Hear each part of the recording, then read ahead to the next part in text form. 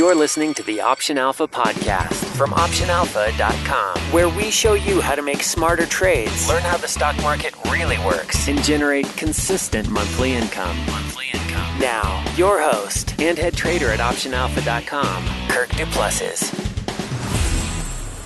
Hey everyone, this is Kirk here again at OptionAlpha.com, working every single week to make this the most popular investing podcast offered online because it's based on one thing and one thing only, and that's helping you guys make smarter trades. So thanks so much for tuning in today. On today's show, we're going to be talking about the 3 big reasons why your option strategy payoff diagram is different today than it might be at expiration. And this is going to be a really cool show, and I wish I could do more visualization on this, but I'll try to talk through it as much as I can on the podcast. But I often get many questions. In fact, even this week, I got lots of questions about why payoffs don't work out right away. So somebody makes a trade and then the market moves the way they thought it was going to move, but yet they don't see an immediate impact or immediate profit on their position, or maybe they even see a loss when the market moved the direction that they thought. And it's mainly because of these 3 things that we're going to go through in today's podcast. Now, as just another call to action for you guys, if you are enjoying this podcast, which I get a lot of comments on, please help me by leaving a rating or review in iTunes or Stitcher or Google or SoundCloud, wherever you're listening to the show. I really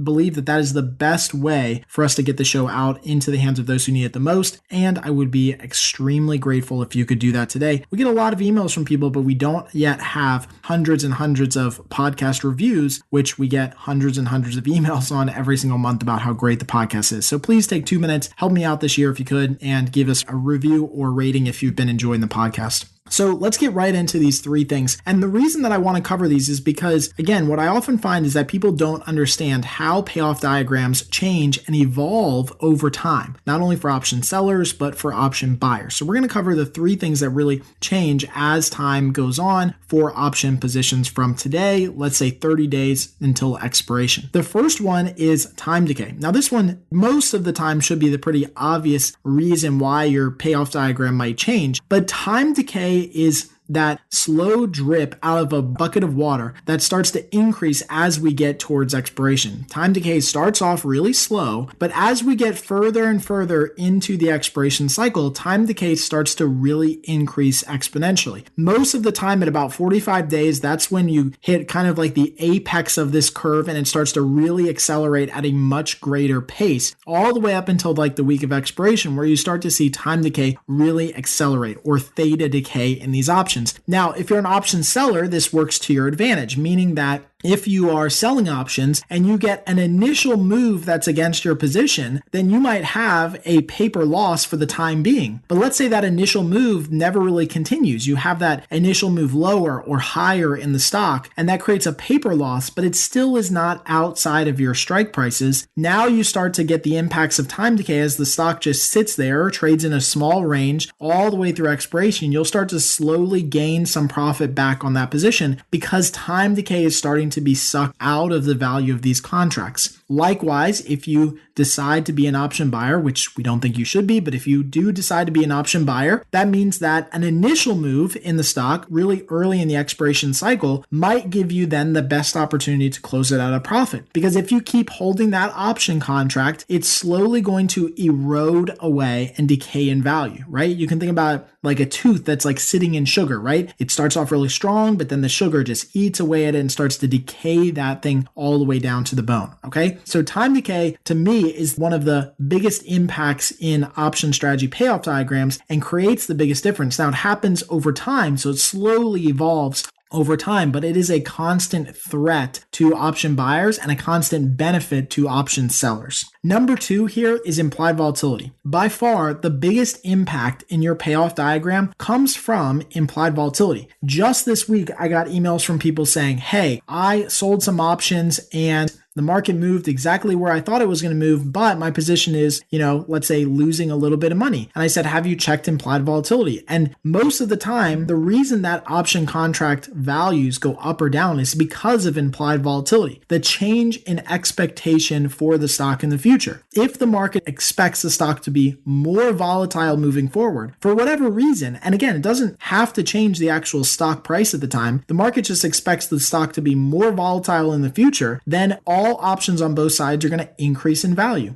Now, that doesn't mean that the position is bad or good or whatever the case is. It just means that the position is now worth a little bit more money, whether you're an option buyer or seller, and the market expects the stock to have a more volatile movement in the future. Now, we all know that that expectation doesn't always play out. So if the market expects the stock to be, let's say, 20% movement over the course of the year, we might actually see 10% movement or 15% movement. But that change in implied volatility can have a dramatic impact on your payoff diagram. Another thing you have to think about with volatility is that if volatility gets crushed and drops really quickly, that can also create an opportunity to close positions really quickly in the expiration cycle. One of the things that we do here at Option Alpha is we try to mainly sell options when implied volatility is high. We'll still sell options when implied volatility is low, but when implied volatility is high, we'll scale into positions by selling more contracts, bigger, position sizes, wider spreads, etc. Because we know that implied volatility can fall really, really quick when it's high. And so when it's high and it falls really quick, this can create a payoff diagram that starts to mature much, much faster than it would take over the course of, let's say, a month of time decay. So implied volatility is a really good tool to use. And that's why we focus so much on it here at Option Alpha, because it can be the difference in, sometimes making money or sometimes knowing just that you still have a good position, but the impact of implied volatility maybe cause the position to be a paper loss, at least for the time being.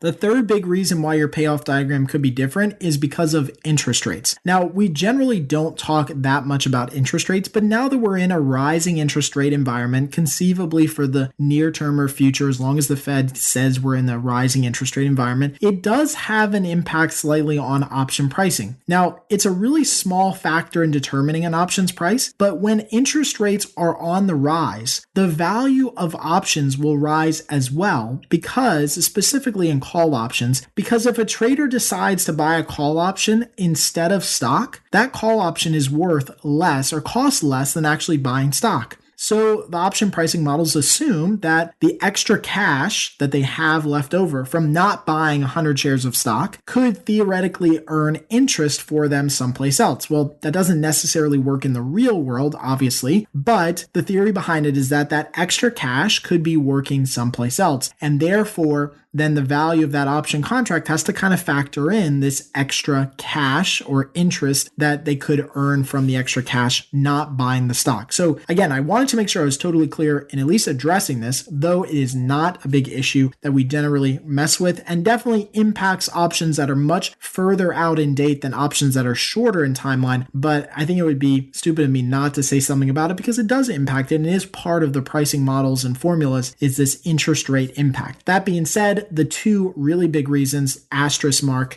impact or things that impact your option strategy payoff diagram are time decay and implied volatility. If you see something moving against you or for you and you don't quite understand why the price hasn't moved the way you thought it was, it's probably because of mainly time decay or the implied volatility impact on your position. Again, hopefully, even though this podcast was pretty short today, I wanted to make sure that we get these ones across because people ask me all the time, how does my position move? I thought the market was going to move my way. And it's mainly because of time decay and implied volatility. I guarantee if you go back and look and see what the impact is on time decay and implied volatility, you'll get your answer as to why the position either did move your way or did move your way early in the expiration cycle. And now our favorite part of the show, Trader Q&A, where we ask a question from one of our current members about options trading. Got a question you'd like to ask Kirk to answer live on the air? Just head on over to optionalpha.com/ask and hit the record button to leave a message. That's optionalpha.com/ask. And now, here's today's question. Hi Kirk, quick example question for you.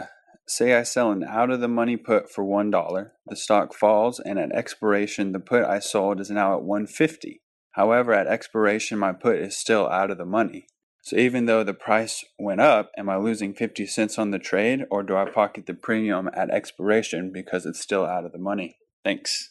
All right, so I want to thank you for submitting the question today, and I don't know who you are, and this is okay, and I want to quickly address this, that you can, if you want to, and you choose not to say your name, and that's okay, even though most of the people who submit for the Trader Q&A segment say who they are and what their name is. You can see that today, the gentleman who submitted the question today totally did it anonymous. We don't know who it is. We don't know his name, etc. It just comes in, and we obviously are going to answer it here on today's show. So if you have a little bit of hesitation for doing it and putting your name out there or your account size or whatever, still submit your question. question, let me know and I'll definitely get it added to the show queue. So the question here was basically, if you sold a put option and now you're at expiration and the value is higher, do you still make money? And the simple answer to this is yes, as long as that option is still out of the money. So this is a really good question for today's show, because what could have happened between your entry point and getting closer to expiration is that implied volatility could have risen, and that would have created an opportunity or a situation where the market now is pricing that option contract 50 cents higher in theoretical value. But if you're at expiration and you still have an option contract that's out of the money, as long as it expires out of the money, so your short contract, as long as it expires this week out of the money, then you'll still be able to make that full dollar premium that you got originally. And so this is a great example of how an option contract could theoretically go up in value, even though it's still going to be profitable. And so this is a really interesting case study, because you should still hold this position, even though most people might be hesitant to hold this position because it's a loser at expiration week. It's only a paper loss now because of the impact of implied volatility. But as we get through the expiration cycle, as time decay and volatility contract and basically erode out of this position probably really quickly as you're at expiration, then you'll start to see your profit materialize much quicker. Remember, if the option contract is out of the money, it's going to expire worthless at expiration, right? It's just a matter of how quickly that decay happens, whether it happens early in the week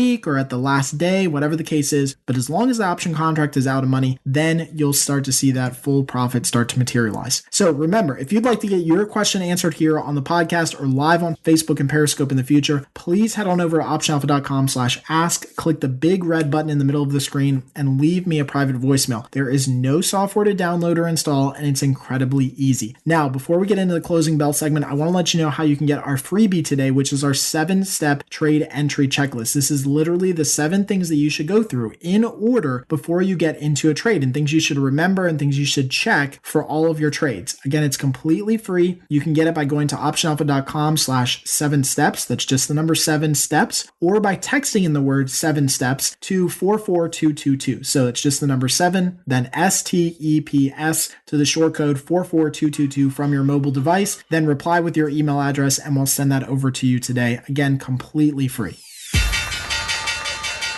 Now, the closing bell. Find out which stocks we're looking at right now, trades we're making, and hear our game plan moving forward.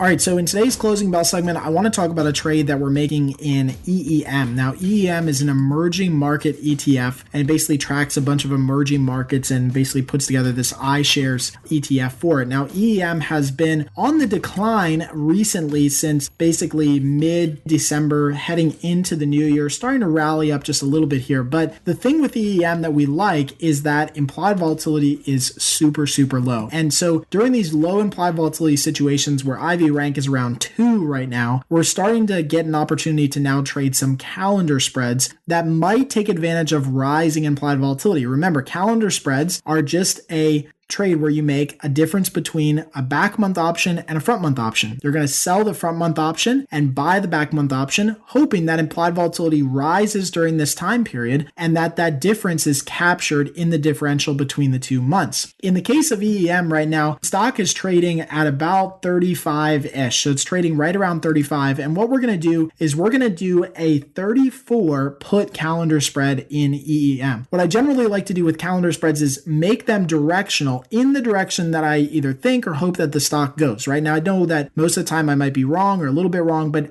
this trade still has about a 55% chance of success. We're just skewing it a little bit in the direction of where we think that the stock might go, meaning we think that the stock might fall a little bit here as we get all the way through January expiration. So we're doing the 34 put calendar spread in EEM. What does that mean logistically? It means we're selling the 34 puts in January, and we're buying the February 34 puts for the next contract month. So again, we're selling the front month, which is January, 34 puts, going out to February, doing the same strike price, but only we're buying the February 34 puts. And this gives us a payoff diagram that's centered around 34 at January expiration. So we're hoping that either the stock just kind of fades a little bit lower and basically trades around 34 by January expiration or somewhere close to that, or that during this time period, implied volatility rises as we get close to January expiration. Now, again, IV rank is at 2 right now, so we've got a lot of upside potential. It's been pretty low for a while in emerging markets, but maybe as we get,